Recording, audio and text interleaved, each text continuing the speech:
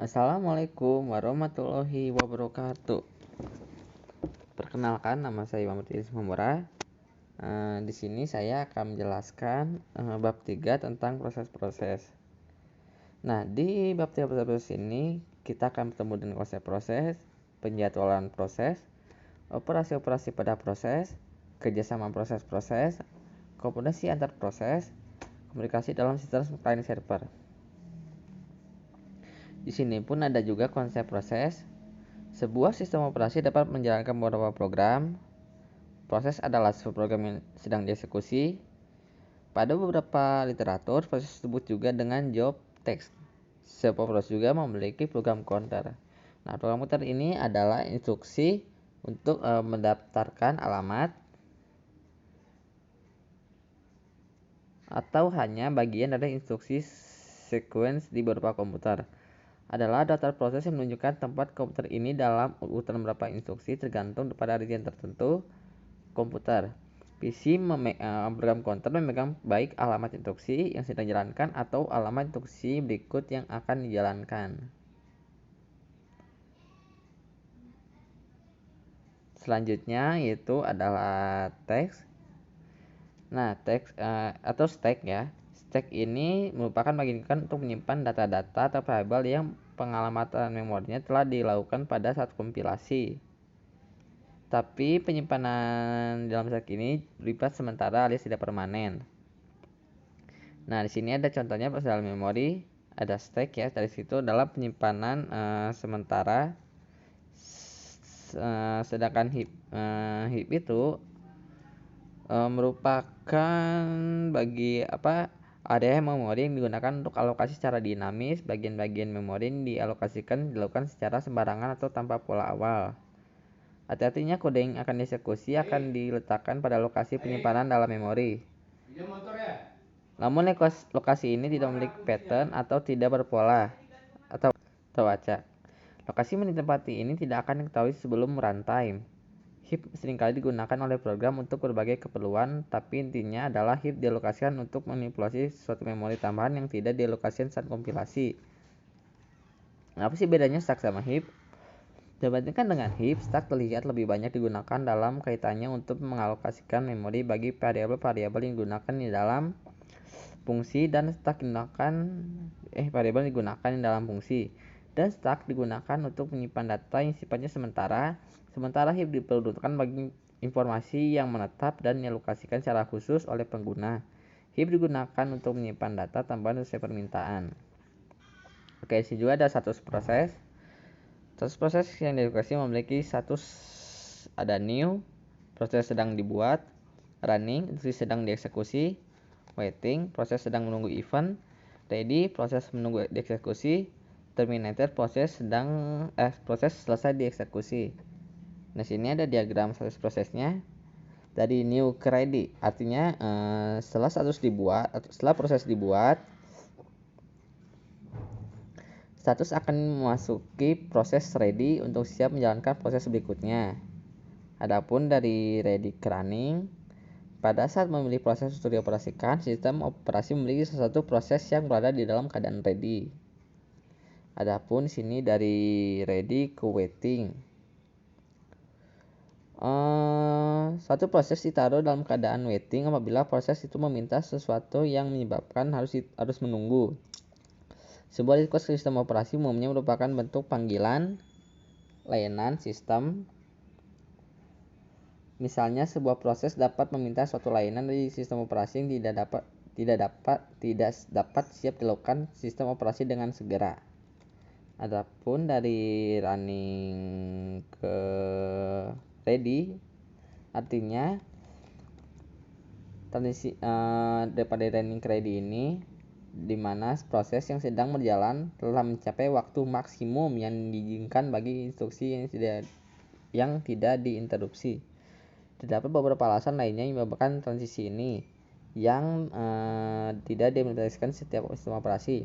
Misalnya, apabila sistem operasi meng-assign tingkat prioritas yang berbeda pada proses yang berlainan, suatu proses dapat diambil lebih dulu. Adapun dari waiting ke ready, apabila proses dalam keadaan waiting sudah selesai mendapatkan mengingatkan sumber daya seperti file atau bagian virtual memory bagi pakai atau juga sudah selesai setelah menunggu proses lainnya untuk menyiapkan input atau sudah selesai menunggu pesan lainnya. Adapun dari running ke terminated, proses yang sedang jalan dihentikan oleh sistem operasi apabila proses itu telah selesai atau dibatalkan. Hal ini terjadi karena apabila proses induknya sendiri telah berhenti. Oke, di sini ada proses control block.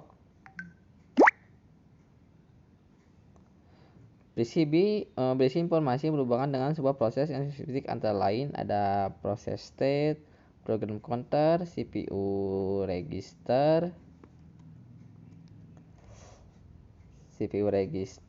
ada CPU scheduling information, ada memory management information, ada accounting information, ada juga IO status information. Proses set ini suatu keadaan yang mungkin new, ready, running, waiting, halted, dan juga banyak lagi. Ada juga program counter. Counter ini mengindikasikan address dari perintah selanjutnya untuk dijalankan untuk ditambah kode information pada kondisi apapun.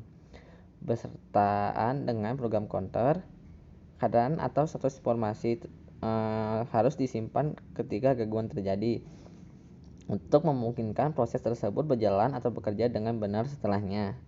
Adapun juga CPU register. CPU register ini bervariasi dalam jumlah dan jenis tergantung pada rancangan komputer. Register tersebut termasuk akumulator, index register, stack pointer, general purpose register. Adapun juga memory management information. Informasi ini dapat termasuk suatu informasi sebagai nilai dari dasar dan batas register, table page atau halaman, atau table segment tergantung pada sistem memori yang digunakan oleh sistem operasi. Ada juga accounting information. Ini tuh merupakan informasi ini termasuk jumlah dari CPU dan waktu real yang digunakan, batas waktu, jumlah akun, jumlah job atau proses, dan banyak lagi. Ada juga IO status information. Oke, ini contohnya dari proses control block. Ada juga ini gambar dari aliran CPU dari proses ke proses. Seperti yang di sini, proses P0 ini sedang menjalankan prosesnya. Habis itu dia